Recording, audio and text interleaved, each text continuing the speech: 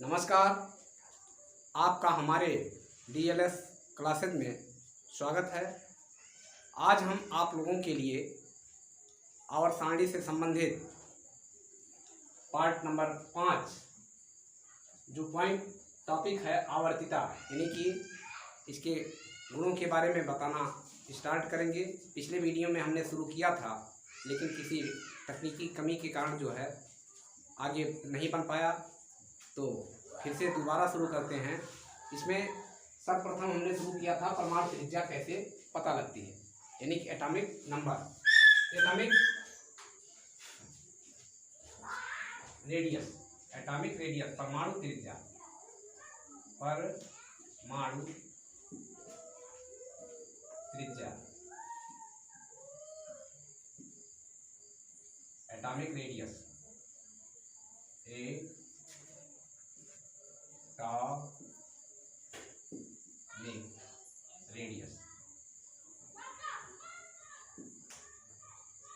Atomic radius के बारे में हमने पिछले वीडियो में आप लोगों से चर्चा की थी। इसमें हमने बताया था कि पहले तो पहचान यही हो जाती है। देखिए, किसी परमाणु में क्या होता है, नाभिक होता है और नाभिक में प्रोटॉन तथा न्यूट्रॉन पाए जाते हैं, और इलेक्ट्रॉन जो है परमाणु के भीतर इधर उधर जो है विभिन्न कक्षाओं में चक्कर लगाते रहते हैं, और सभी कक्षाओं में या सेल्स में जो है एनर्जी लेवल होता है, ऊर्जा स्तर होता है।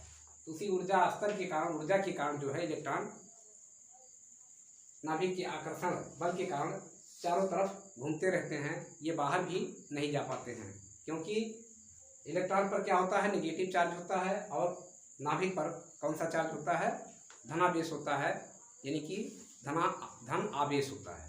इसी कारण से जो है इलेक्ट्रॉन नाभिक के चारों ओर विभिन्न कक्षाओं में घूमते रहते हैं। पहले कोष में 2 इलेक्ट्रॉन, दूसरे में 8, तीसरे में 8 और चौथे में 1 जाता है। देखिए इसका इलेक्ट्रॉनिक विन्यास क्या होगा, 2 8 8 और 1 होगा 8 2 10 8 18 1 19। यही इलेक्ट्रॉनिक विन्यास होता है, 19 का इलेक्ट्रॉनिक विन्यास इस प्रकार से हो गया। सोडियम का होता है 11, यानी कि 11, तो इसमें 2 पहले में जाएगा, दूसरे में 8 और तीसरे के लिए 1 ही बचा है तो इसमें जाएगा। तो इसमें देखिए 1 2 3 कोष बन रहा, तो हमने 3 खाने बना दिए, 3 कोष बना दिए, और इसमें जो है 4 कोष बन रहा है, यानी कि लास्ट इलेक्ट्रॉन, अंतिम इलेक्ट्रॉन कहाँ जाएगा, चौथे कोष में जाएगा। और अंतिम कोष में को जो है क्या कहा जाता है, जो अंतिम कोष होता है उसी को क्या कहा जाता है, संयोजी कोष कहा जाता है। और अंतिम कोष में जो इलेक्ट्रॉन पाए जाते हैं उसे संयोजी इलेक्ट्रॉन कहा जाता है। इस प्रकार से, और यही जो बाह्य कोष में इलेक्ट्रॉन होते हैं यही अक्रियाओं में भाग लेते हैं। तो इस प्रकार से जो है इसमें 3 कोष बना और इसमें 4 कोष बना। अब इसमें यहाँ से देखा जाएगा तो नाभिक से और लास्ट कोष की दूरी, यही जो है इतनी क्या होती है, त्रिज्या होती है। और इसमें यहाँ से लेकर के, केंद्र से लेकर के, यानी नाभिक से लेकर के यहाँ तक की दूरी अगर हम लोग देखेंगे तो देखने पर ही स्पष्ट हो रहा है कि परमाणु त्रिज्या किसकी ज़्यादा है। देखिए, ये फर्स्ट ए ग्रुप के दोनों तत्व हैं, जिसमें हमने आप लोगों को बताया था बेहतरीन ट्रिक से कि इसको जो है ली ना का रब कस और फर्क, इस प्रकार से आप लोगों को याद करने का हमने ट्रिक बताया था। और मुझे आशा है कि आप लोग याद भी कर लिए होंगे, या अगर नहीं भी किए हैं तो इसको याद करने का प्रयास करिए, क्योंकि बिना आवर्त सारणी के केमिस्ट्री समझना थोड़ा मुश्किल होता है। तो इसमें क्या होगा, 3 कोष हुआ, यहाँ से यहाँ तक। देखिए, देखने में ही लग रहा है कि परमाणु त्रिज्या इसकी छोटी है, इसकी बड़ी है। तो हमने ये भी बताया था कि छोटी वाले को हम छोटे गोले से वेरीफाई करेंगे, और अगर बढ़ती जा रही है तो इसको बड़े गोले से प्रदर्शित करेंगे। तो जो भी गुण जो है, अगर वर्ग में, इधर हमने बताया था कि ऐसे क्या होता है, वर्ग होता है, ऐसे ऐसे वर्ग होता है। और क्षैतिज लाइन में, खड़ी लाइन में, खड़ी लाइनों को क्या कहा जाता है, वर्टिकल लाइन को क्या कहा जाता है, वर्ग कहा जाता है तथा बड़ी या क्षैतिज लाइन को क्या कहा जाता है, आवर्त कहा जाता है। इसे आवर्त कहा जाता है, आवर्त, या अंग्रेजी में पीरियड, पीरियड। इसे वर्ग कहा जाता है हिंदी में, और इंग्लिश में ग्रुप कहा जाता है। ग्रुप की संख्या आवर्त सारणी में, आधुनिक आवर्त सारणी में 18 है, और आवर्त की संख्या कितनी है, 7 है। तो इस प्रकार से हम इसके बारे में पूरा आप लोगों को पिछली वीडियो में बताए हुए हैं। इसमें जो भी अगर कोई भी लक्षण जो है, चाहे परमाणु त्रिज्या हो, चाहे धनात्मकता हो, विद्युत ऋणात्मकता हो, अपचयन की क्षमता हो, ऑक्सीकरण की क्षमता हो, ये आयनन ऊर्जा हो, आयनन एंथैल्पी हो, सारे के बारे में आपको क्रम से हम विस्तृत जानकारी देंगे। अगर ये सब जानकारी हो जाएगी तो आप लोगों को एक चीज़ मैं दावे के साथ कह सकता हूँ कि किसी भी तत्व को के बारे में आप जो है विधिवत जान लेंगे कि ये जो है धातु है या अधातु है। धातु अधातु हम कैसे पता लगाते हैं, जो इलेक्ट्रॉन का त्याग करते हैं वो क्या होते हैं, धातु होते हैं। जो तत्व इलेक्ट्रॉन का त्याग करते हैं वो क्या होते हैं, धातु होते हैं। और जो तत्व इलेक्ट्रॉन को ग्रहण करते हैं वो क्या होते हैं, अधातु, मतलब अधातु होते हैं। और जिसमें दोनों का गुण पाया जाता है, बसीगे S/8 हमने ट्रिक बताया था, तो वो क्या होते हैं, उपधातु होते हैं। तो इस प्रकार से आवर्त सारणी की रचना हुई है। अब इसमें देखिए परमाणु त्रिज्या देखने पर भी लग रहा है, पहला पहचान हो गया। दूसरा, अब रसायन विज्ञान के माध्यम से देखिए क्या होता है। देखिए नाभिक पर क्या है, धनावेश है, इस पर धनावेश है, इलेक्ट्रॉन पर ऋणावेश होता है।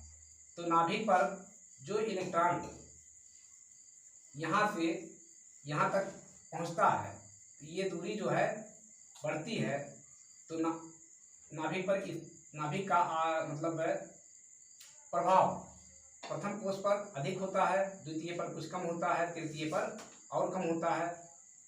तो बाहरी कोष पर नाभिक का प्रभाव धीरे धीरे दूरी बढ़ने पर जो है प्रभाव, किसी भी चीज़ का प्रभाव, नाभिक का प्रभाव क्या होता है, कम होता जाता है। जैसे उदाहरण आप लोग जो है समझ लीजिए कि अगर हम को किसी से मिलना है, तो अगर बहुत ज़्यादा दूरी पर है, या घर में आप लोग के पापा अगर घर में रहते होंगे तो आप लोगों के ऊपर कुछ उनका प्रभाव पड़ता होगा। लेकिन अगर वो बाहर निकल गए तो आप लोग भी घूमने और मस्ती करने पर उतारू हो जाते हैं। तो यानी कि आपके पापा के निकलने पर जैसे आपके ऊपर से प्रभाव हट जाता है, उसी प्रकार से यानी कि दूरी आप से चले गए, दूर चले गए घर छोड़कर, तो दूरी बढ़ गई तो प्रभाव कम हो जाता है। उसी प्रकार से नाभिक का भी दूरी बढ़ने से प्रभाव कम हो जाता है। और यहाँ पर जो है देखिए ये दूरी और बढ़ गई, इसलिए जो है नाभिक का प्रभाव इस पर बाह्य कोष पर और कम हो जाता है। इससे विदित होता है या पता चलता है कि जो है परमाणु त्रिज्या वर्ग में ऊपर से नीचे जाने पर क्या होता है, बढ़ता जाता है। अब इसके आगे आएंगे, इसका 19 है, तो 19 में हमने बताया है कि 18 जोड़ दीजिए 37 हो जाएगा। इसमें और कोष बनेंगे तो दूरी और बड़ी हो जाएगी, तो क्या होगा, त्रिज्या और ज़्यादा बड़ी हो जाएगी। अब इसके बाद ये आता है कि वर्ग में क्या होगा। अब वर्ग में हमने बताया था कि वर्ग में क्या होता है, सोडियम के आगे मतलब पोटेशियम के आगे वर्ग में क्या होता है, मैग्नीशियम होता है। पोटेशियम के आगे क्या होता है, मैग्नीशियम होता है। यानी कि 11 के बाद कौन सी संख्या आती है, 12 आती है। तो 12 यानी कि 12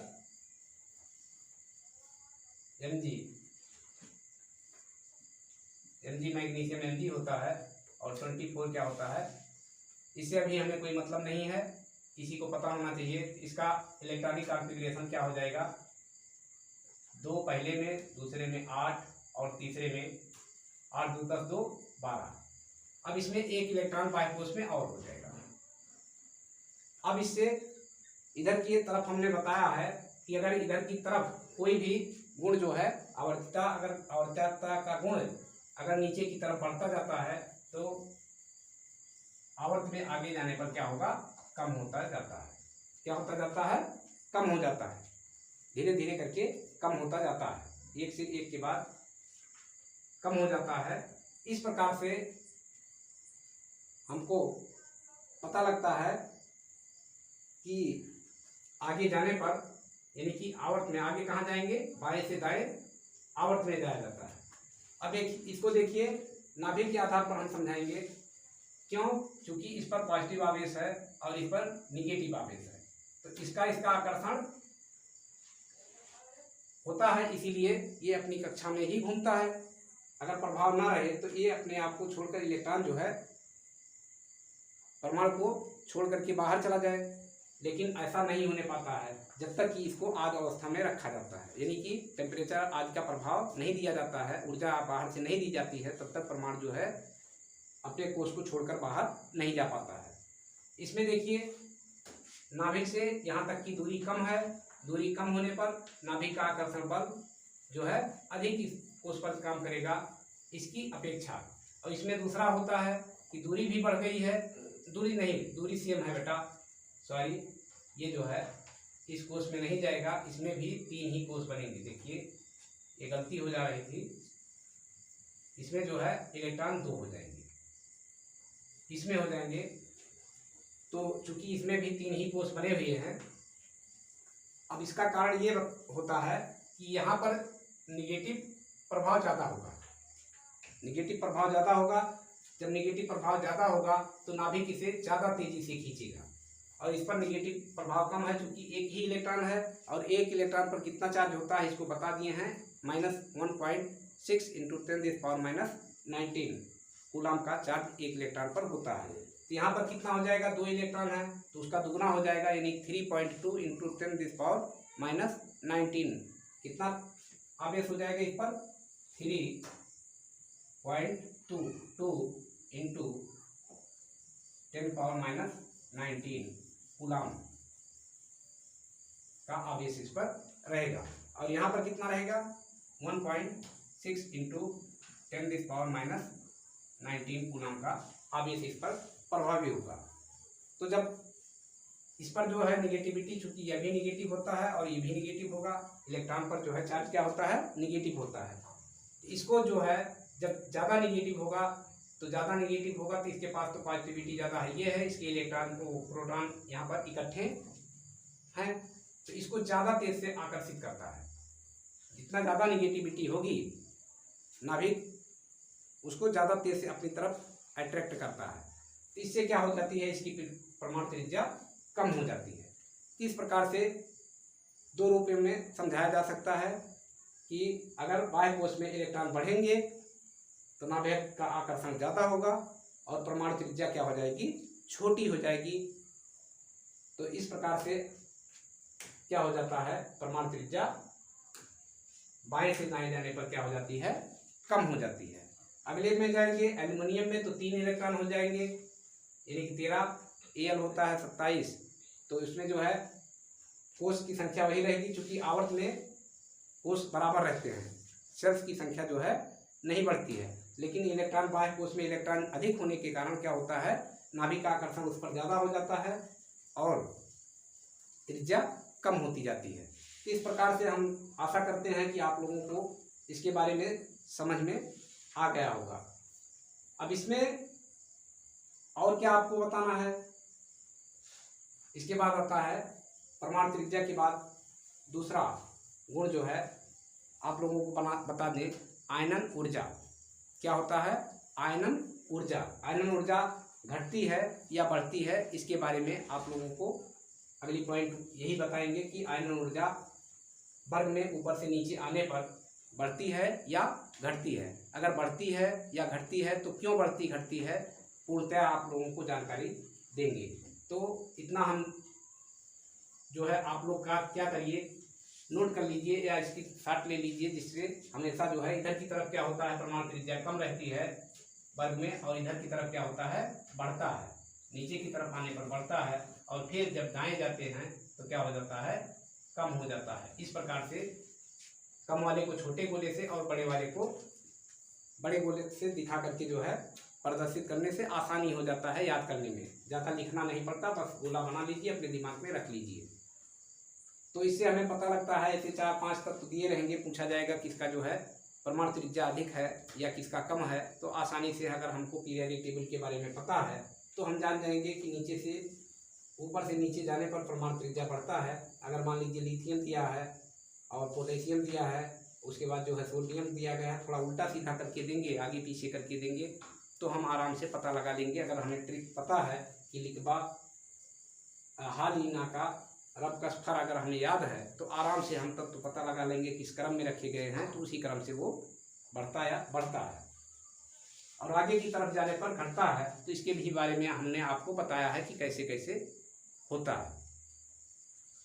अब इसमें क्या हो गया, एल्युमिनियम का होगा तो 3 हो जाएंगे, आकर्षण और बढ़ जाएगा। उसके आगे जो है एल्युमिनियम के आगे दूसरा होगा तो उसमें 4 इलेक्ट्रॉन हो जाएंगे बाह्यकोश में, आकर्षण और ज़्यादा बढ़ेगा। उसके आगे जो है नाइट्रोजन ग्रुप में फास्फोरस के पास पहुंचेंगे तो उसमें 5 इलेक्ट्रॉन हो जाएंगे बाह्यकोश में, आकर्षण और ज़्यादा बढ़ जाएगा। यानी कि इलेक्ट्रॉनों की संख्या बढ़ती जाएगी तो आकर्षण बढ़ता जाएगा। तो इस प्रकार से अब अगला पॉइंट आप लोगों को बताते हैं कि आयनन ऊर्जा कैसे घटती है या बढ़ती है। तो इसी को फिगर नहीं दूसरा बदलते हैं, इसी पर बता देते हैं आयनन ऊर्जा के बारे में, सेम यही तत्व। और इसको जो है अब की बार फिर कर देते हैं, पोटेशियम से समझाते हैं। पोटेशियम का हमने पिछली बार ही बताया है कि पोटेशियम क्या होता है, 19 के 39, यानी कि क्या हो गया 2 8 8 1। अब इसमें एक सेल्स और हो जाएगा, देखिए 1 2 3 4 सेल्स हो गया।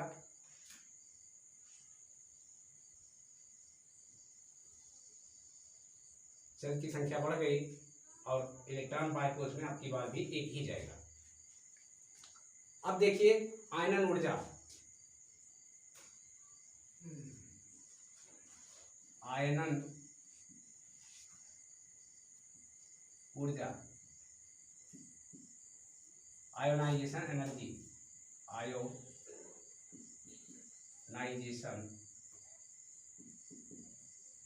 एनर्जी,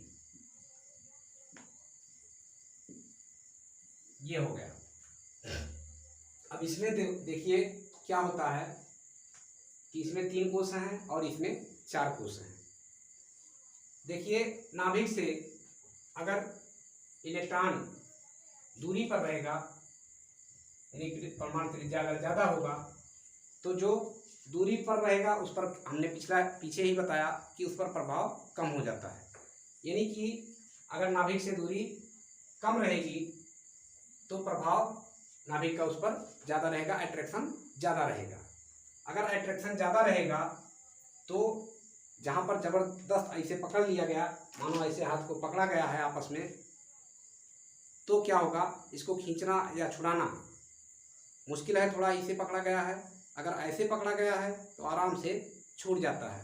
यानी कि दूरी बढ़ने पर क्या होगा, दूरी बढ़ने पर क्या होगा, प्रभाव नाभिक का कम हो जाएगा, क्योंकि आकर्षण कम हो जाएगा।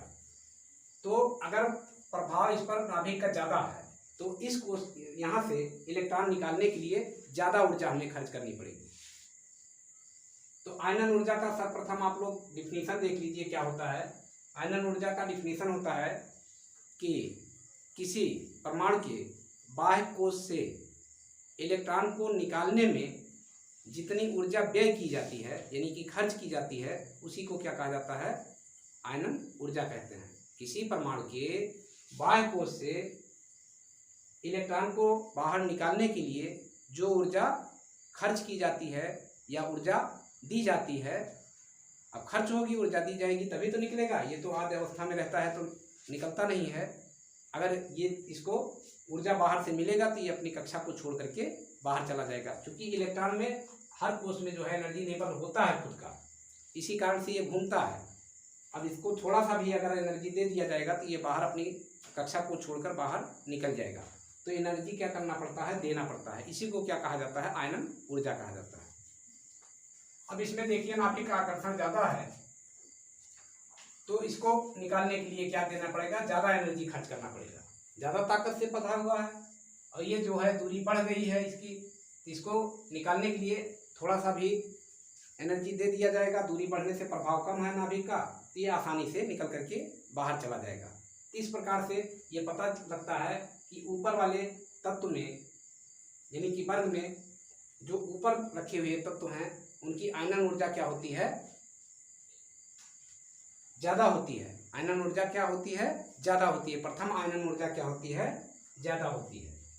तो ये जो है उल्टा बनाइएगा, इसका उल्टा होता है परमाणु त्रिज्या का एकदम सेम उल्टा आप लोग, यानी कि ऊपर वाले वर्ग में ऊपर की तरफ जो तत्व हैं उनकी आयनन ऊर्जा ज़्यादा होगी और नीचे आने पर जो है आयनन ऊर्जा घटती जाती है, क्योंकि कोषों की संख्या क्या होती है, बढ़ती जाती है और नाभिक का प्रभाव जो है क्या होता है, इलेक्ट्रॉनों पर कम होता जाता है।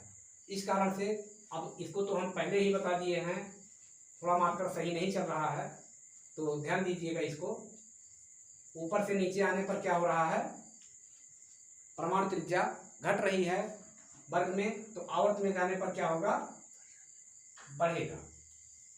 आवर्त में जाने पर क्या होगा, बढ़ेगा। इस प्रकार से यहाँ पर क्या रहेगा, अधिक रहेगा, आयनन ऊर्जा अधिक होगा और वर्ग में नीचे आने पर क्या होगा, आयनन ऊर्जा कम होता जाएगा और इधर फिर जाएंगे तो आयनन ऊर्जा बढ़ता जाएगा। अब इसको परमाणु त्रिज्या के आधार पर बता दिए। अब आप लोग तो इतना जान ही जाएंगे कि किस प्रकार से जो है ये क्रिया हो रही है। तो इसके बारे में क्या होगा, इसमें जो है आगे जब मैग्नीशियम के पास जाएंगे तो क्या होगा, दूरी उतना ही रहेगा, आकर्षण ज़्यादा होगा। क्या, एक बार समझ लीजिए इसको भी कि मैग्नीशियम के पास जब आएंगे तो ये जो है कोष खत्म हो जाएगा। मैग्नीशियम क्या होता है, 12 होता है,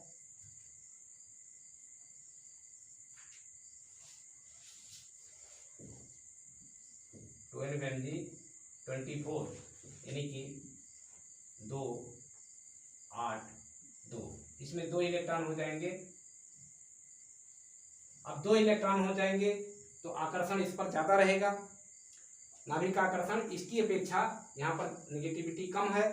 पिछले ही पार्ट मतलब इसमें बता दिए भाग में, मतलब परमाणु त्रिज्या को समझाते समय आपको बता दिए हैं कि इसमें जो है आकर्षण ज़्यादा होता है और नीचे की तरफ कम होता है। लेकिन क्यों होता है, क्योंकि दूरी बढ़ जाती है। अब इसमें दूरी समान है तो इसमें क्या होगा, कम हो जाएगा इसका।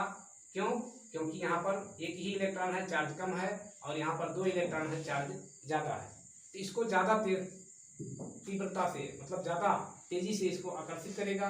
जब ज़्यादा तेज़ी से आकर्षित करेगा तो क्या होगा, इसका इलेक्ट्रॉन निकालने के लिए ज़्यादा एनर्जी आपको खर्च करनी पड़ेगी। अगर यहाँ पर ज़्यादा तीव्रता से इसको नाभिक पकड़ा है तो क्या होगा, इस इलेक्ट्रॉन को निकालने के लिए इसकी अपेक्षा, इस इलेक्ट्रॉन की अपेक्षा इस इलेक्ट्रॉन को निकालने के लिए ज़्यादा एनर्जी देनी पड़ेगी। इसलिए आयनन ऊर्जा क्या होता है, बढ़ता है। तो इस प्रकार से अभी और भी तमाम चीज़ें बाकी हैं, तो हम आगे आवर्तता के बारे में आप लोगों को अपने अगली वीडियो में बताएंगे। और आप लोग को अगर मेरा ये पढ़ाना आप लोगों को समझ में आ रहा है तो आप लोग हमारे DLS क्लासेज को सब्सक्राइब करिए, लाइक करिए, शेयर करिए। थैंक यू, धन्यवाद।